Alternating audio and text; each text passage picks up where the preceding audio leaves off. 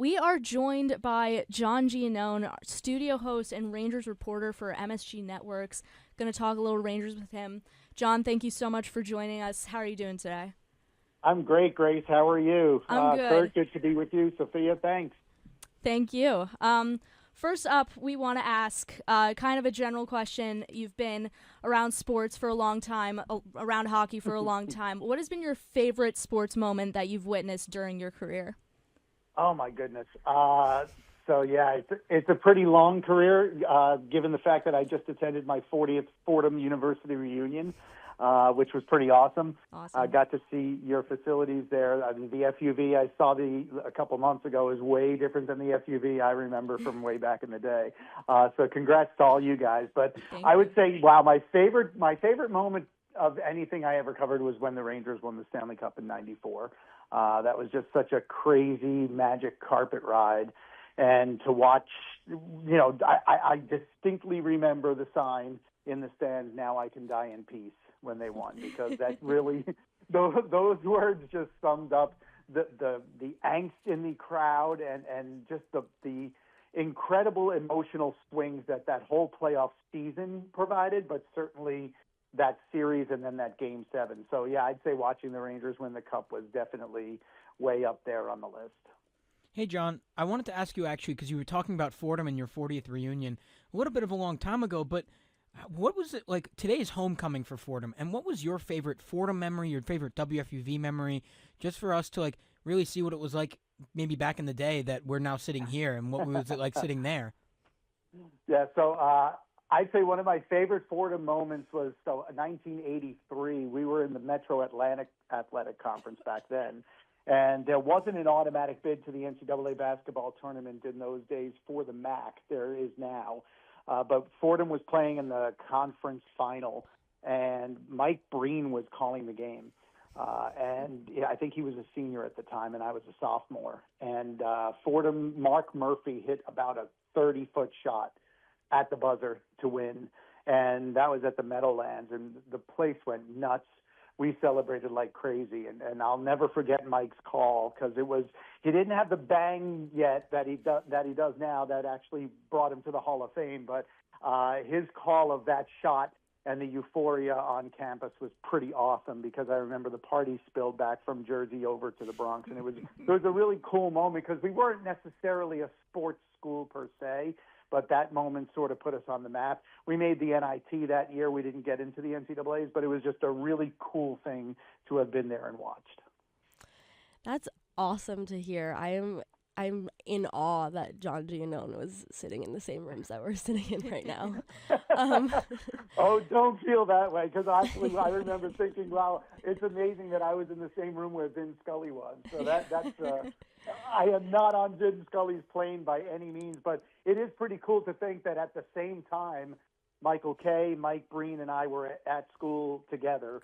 And then Michael Kay graduated. And then when Mike Breen was a senior and I was a sophomore, Bob Papa and Jack Curry were freshmen. So we were all kind of there at the same time, which was very cool, yeah. Okay, John, I want to transition over to the Rangers. Yes. They have not had the best start to the season, like winning-wise. But is there a player or a line that has stood out to you as playing exceptionally well, like during the young season, but just not getting the goals that they deserve? Yeah, I think the two things so far, Grace, that stand out to me are the defensive structure is eons better than it was last year, and I think that was really the focus when Mike Sullivan became the head coach. He looked at what happened to the team last year and said, okay, we have to fix what was broken in our own zone, and then we'll concern ourselves with what happens in the offensive zone after that. And honestly, through the first 6 games, that's exactly what we've seen. The defensive structure has been so much better. Igor Shesterkin has played out of his mind so far, and unfortunately for the Rangers, that's come a little bit at the expense of scoring goals. Now, some of it has been snake-bitten. A lot of it has been Miller and Panarin did not have a training camp at all. They basically didn't play in any preseason games. I think Miller played in 1 and Panarin didn't play in any. And you can see it. Their timing is off. Some of their techniques are a little bit off right now, and that's why they're not scoring. And that's going to be an issue with the Rangers. If they're not getting top performances from their top players, the question is, can the bottom six do enough? In answer to your question, the line that has stood out so far is really what they call the fourth line, but it's the two huge guys on the wings in Edstrom and Rempe with Sam Carrick in the middle. You could argue Sam Carrick's been their best offensive forward so far. But I think their belief is that things are going to come around offensively. You don't have to worry about that. There are enough guys on there who have backs of hockey cards that show they'll score 20, 25, 30, 35, 40 goals in a year. But I think, it, as Yogi Berra once said, it's getting late early. They're 6 games in, and they haven't scored nearly enough to win a lot of games. So I think there's just a little bit of concern. 11 goals in 6 games, and all 11 have come on the road. And I think that's where the concern lies right now. But, I think their thinking is every day is a new opportunity for the offense to bust out. And, tonight's the next one against Montreal. Kind of on that vein, John, how do you explain the Rangers struggling thus far to score at home? They've yet to score a goal at home. What do you attribute that to? I kind of think after a while it becomes self-fulfilling, right? So they get shut out on opening night, and then they go on the road and they score 4 in Buffalo and 6 in Pittsburgh. And they're like, okay, no problem. But then they have to come home the next night and play against a real good Washington team who got a magnificent performance in goal from Charlie Lindgren. So now you've gone 2 games without scoring a goal at home. The home opener was probably, they just came out flat after the euphoria of opening night and centennial season, et cetera, et cetera. But then you play Edmonton on Tuesday, and they're coming in with a goaltender in Stuart Skinner, of which there's a lot of question about what kind of a goalie he can be and can he win a Stanley Cup, even though he's brought them to the finals twice. And he goes in and pitches a shutout, and now everybody's talking about this is the record. No team in the history of the NHL ever started a season with 3 straight shutout losses at home. So now it becomes almost self-fulfilling. When is it going to finally break? And I think that's probably what's happening now. Sam Carrick admitted in an interview the other night that maybe the team is gripping their sticks a little too tight. And that can be a byproduct of wanting so badly not only to score just to get this narrative over with, but also relieve the tension a little bit. I was looking it up before. The Rangers have only played with a lead for 24% of the season so far. And that's hard to play in the NHL almost every night when you're either tied or trailing and a goal is important, and yet you also know in your mind that you're not scoring. So there may not be a rational explanation for how they can go 3 straight games without a goal at home, but I do think that the pressure ramps up when they get home and start to feel that, okay, the longer this goes on, the worse it's going to get.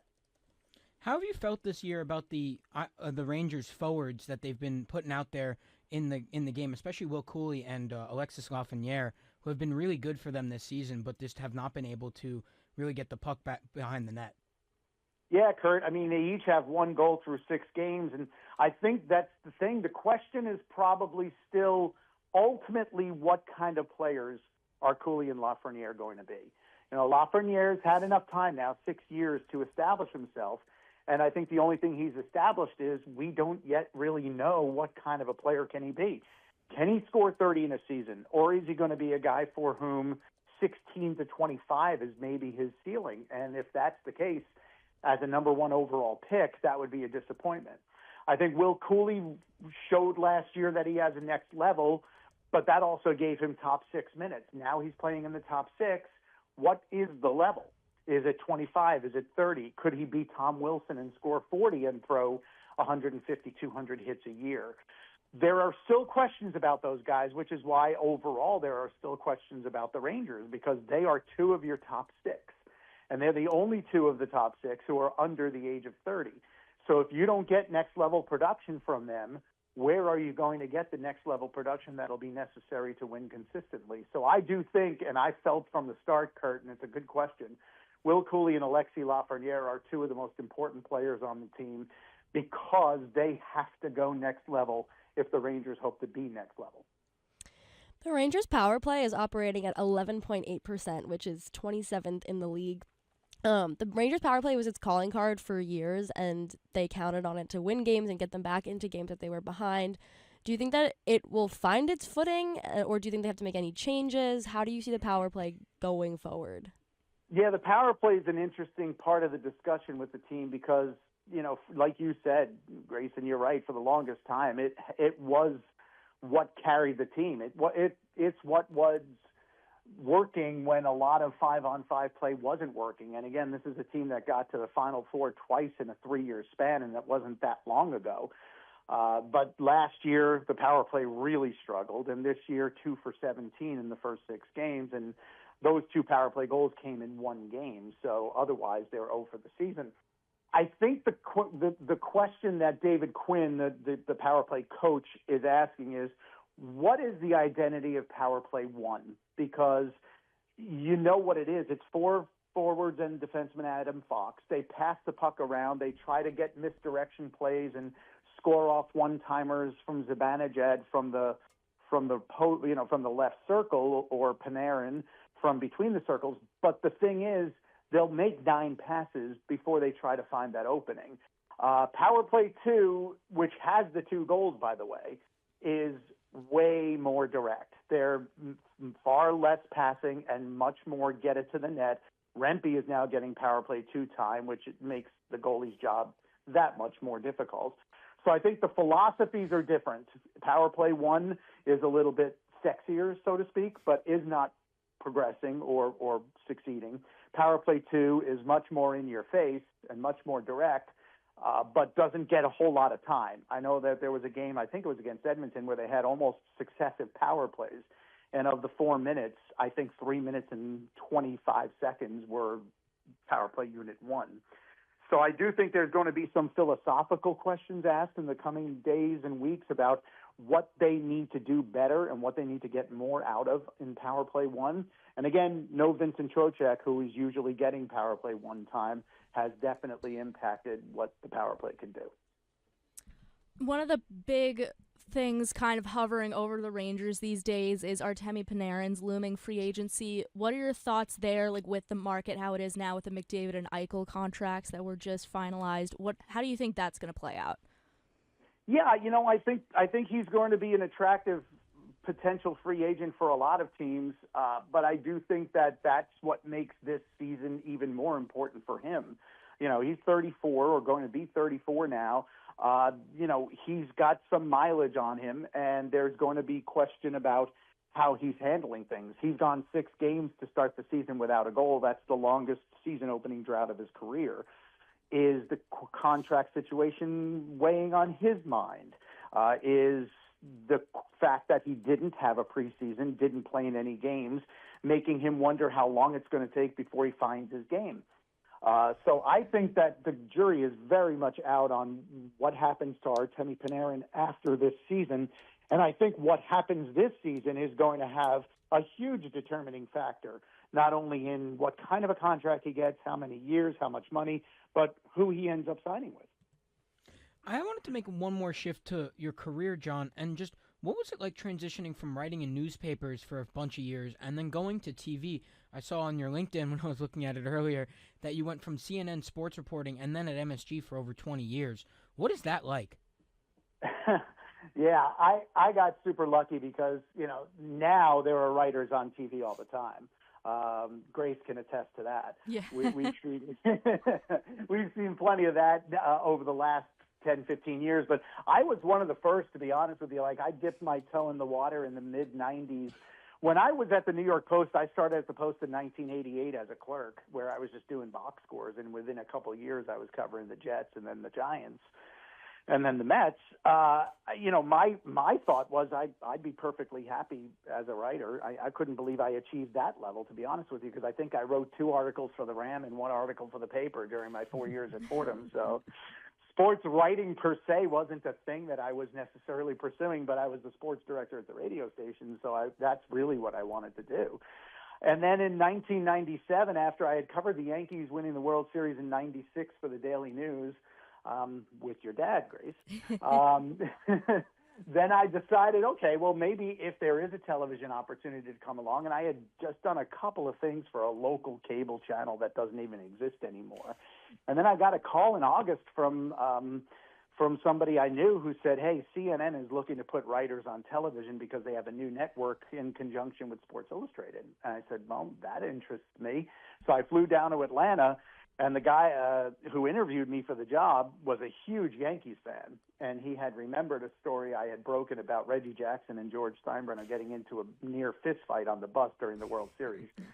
And he thought that was the coolest thing. So so honestly, within 20 minutes, I sort of knew I had the job. And then that was my first foray into television. But that job was as a field reporter. So really, for me, it was more just exactly what I was doing in newspapers, just wording it a little bit differently for television. I did that for 5 years. It was the greatest gig I ever did because you name a sporting event between 1997 and 2002, and I was at it. It was tremendous. And then after 9/11 happened, CNN de-emphasized sports, and they said, we'll give you the freedom to search for another job if you're interested. And then MSG Network happened to be looking for a studio host, which I had never done in my life. But because I had New York pedigree and had been a writer for 10 years, they hired me, and 24 years later, here I am. Shifting back to the Rangers, they play Montreal tonight, who are 4-1 this season and have not lost in regulation on home ice since February 9th last season. How do you see the Rangers matching up with this young, dynamic team? Do you think that they're going to finally find their offense, or are we in for an all-time Sam Montembeault performance? I like your facts. That's a cool one. Saturday nights in Montreal are always special. They really are. It's been a tradition since, over 100 years now. They like to book original 6 teams on Saturday nights. It's a really cool atmosphere. So that alone makes teams lift their games. I would say the Canadiens are probably the most entertaining team through the first 2 weeks of the season in the entire league. What they did the other night, scoring in the last 40 seconds and then scoring in the last 3 seconds of overtime to win, and the same guy scored twice in Cole Caulfield. They're an energetic team. They're the youngest team in the league, so therefore they are prone to mistakes. They're very well coached. The jury's still out on whether Montembeault can be a full-time 60-game goaltender, but their backup, Jakub Dobiš, has been really good. So all that said, I think it's a challenge for the Rangers tonight, but I honestly do think that they are on the cusp of breaking out offensively. If you look at these last couple games and just how many golden opportunities with 80% of the net to score in that they did not take advantage of, that's going to reverse itself. It just has to. It does. Not every team is going to get the amount of grade A's that the Rangers get and not score for an extended period of time. So I do think you'll see perhaps the best of the Rangers tonight because of the atmosphere, maybe because of the early urgency to break a 3-game losing streak. I think it's going to be a super entertaining game. I've seen about 10,000 games in my life, so it takes a lot for me to be enthused about one, but I actually am really looking forward to tonight. I think it's going to be a really cool game. Alrighty, John Giannone, studio host and Rangers reporter for MSG Networks and WFUV alum. Thank you so much for joining us, John. Grace and Kurt, thanks so much for having me. I appreciate it anytime because I love doing this stuff. Of course, thank you. All right, that was some great stuff from John. Yeah. Lot more NHL to talk about, but let's briefly obviously, I know you love talking about the Rangers, so I'm going to give you this platform as they struggle to score at home. Yeah. They lost in overtime in Toronto the other night, and then they played tonight in Montreal, as John mentioned, at 7. Just what do you think so far? Like, I feel like the vibes are kind of like frustrated. Like, would you agree? What do you think? Definitely frustrated. It's so unfortunate because they have been playing really good hockey. Like, they have the advantage in high danger chances. They're getting the opportunities, they're getting the shots, and their defense has been so good. Like, we've watched this Rangers team struggle defensively for years, and we've all been asking like for just some better defense. And they've relied on Igor to bail them out, and like he's been fantastic this season, but like the defense has really they're giving up 1 goal in games and they're losing. And it's because they can't score, and I'm at a loss. I'm frustrated. Yeah. And I'm sitting there in the 5th row at MSG watching Stuart Skinner stop every puck that's coming at him, and I'm like, how is this possible? Because it's so baffling how and Panarin, like John said, Panarin and Miller didn't get a lot of preseason time, so they don't look their best. And when Panarin is off and you can see it and he's not producing, it's gonna affect the team definitely. Would you have you started? Is this like a genuine concern, or is it more like, I mean, I was like when Lydia was at the Oilers game on, I think it was Tuesday, like, she was saying like they've just hit the post a couple times. Like, do you think it's just like bad luck? I think it is bad luck. I think it's not possible for this team to play such consistent hockey, consistently good hockey, and not for it to finally like break through at some point. Which it could happen tonight. It could happen against Minnesota next week. But I think that they've been playing well enough that it has to go well for them. They have to start winning games. Yeah. But even with like the Rangers game that I covered against the Capitals, big stuff. Puck no Kurt. Yeah. They had 35 shots on goal comparative. I think it was 21 to the Capitals, and it's like they're putting up the numbers of a really successful team. They're getting out on the fast breaks, which is a lot of the time what teams can struggle on too. It's just that these goalies are looking like all-stars every night that they go out against them. I don't know what it is. I don't know if they're eating their Cheerios that morning or something like that. But I'm like, it's kind of insane because I'm sitting next to the other reporters in the press box on the Chase Bridge, and they're like, the Rangers look the best they've looked in 3 years. The defense looks great. Like you were saying, just to reiterate, the defense looks great. The offense is actually looking good. And now you have the young people on this line that are helping out in a big way. Like when we were talking about Cooley and Lafreniere, that they're just like getting a lot better this year. And so it's just now, when will it all come together? Because if you think about it, at some point, something is going to have to give. Yeah. It's either they're going to suck and they're never going to score goals, or they're going to be really, really good and score all the time, because there's no way you could put up that many shots and play this consistently in the first 7 games? 6 games. 6 games of the year and be this good and not score goals. That's why I was kind of like, after the home opener that they lost and then they went to Pittsburgh and they won 6-1, I was like, okay, this is the Rangers team that we were expecting to see. We're getting goals from, the fourth line and up and down the lineup, and then they go home and they lay an egg again, and it's like, what? Yeah. There's theories on the internet that Chris Kreider is hexed MSG. Guys, and that is the real issue here. Chris Chris Kreider is a finisher. He had 2 goals the night that I went to the Oilers game, like against the Rangers. I got home and I watched Chris Kreider score 2 goals for the Anaheim Ducks, including a power play goal. It's ridiculous. So, that's the real issue, and Lydia Perner doesn't want to accept it, but it's true. We're just missing Chris Kreider, the best Rangers goal scorer of all time. All right, we got to turn it over quickly to my New York Islanders, guys. Now, the record looks kind of ugly. The record is 1-3-0. They got their first win of the season against the Edmonton Oilers at home on Thursday night. Frankly, not at all the result I was expecting. Shout out Bo Horvat. Shout out Bo Horvat. I mean, we really need more shout out Bo Horvats around here. But he got the second hat trick of his career. 1 power play goal, 1 shorthanded, and 1 empty netter. It was magical. Also, frankly, first of all, David Riddick, making his Islanders debut in net, stopped 31 of 33 shots, which, all due respect to David Riddick, when you have a guy making his Islander debut, the backup goalie making his Islander debut against the Edmonton Oilers, I was thinking, like, this is a little scary. But hey, he did beautifully. He did not seem to be fazed by the fact that he was facing one of the 3 best teams in the league.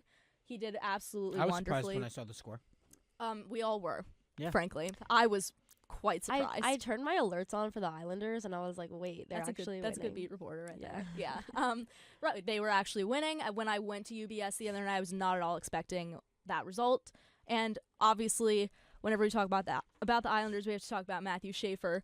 4 points. He's amazing. In his first 4 games. He has 3 assists and 1 goal in the home opener against the Capitals last Saturday. I mean, we can't talk enough about how fabulous he's been.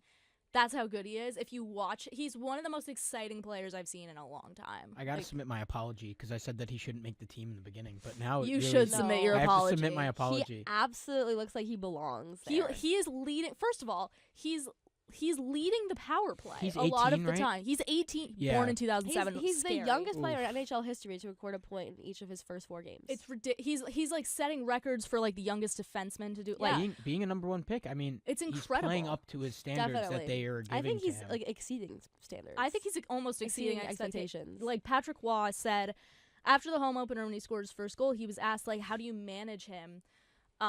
Like not playing him too much, but also obviously giving him these opportunities when he is making himself so obviously like one of the best players on the team, if not the best right now. And Waugh said like he's forcing us to give him. He played 26 minutes in the home opener, which might have been a record for the youngest defenseman to ever play that much, something like that. He said like he's forcing me to put him on that much because he's just been so good and so dynamic. So cannot wait to see more Matthew Schaefer. Imagine the whole season with him, though. The whole season. It's going to be magical. He's just playing good He's hockey. going to win the Calder for sure. But I think we got to head to a quick break. Thank you so much again, John Giannone, for joining us for that little interview.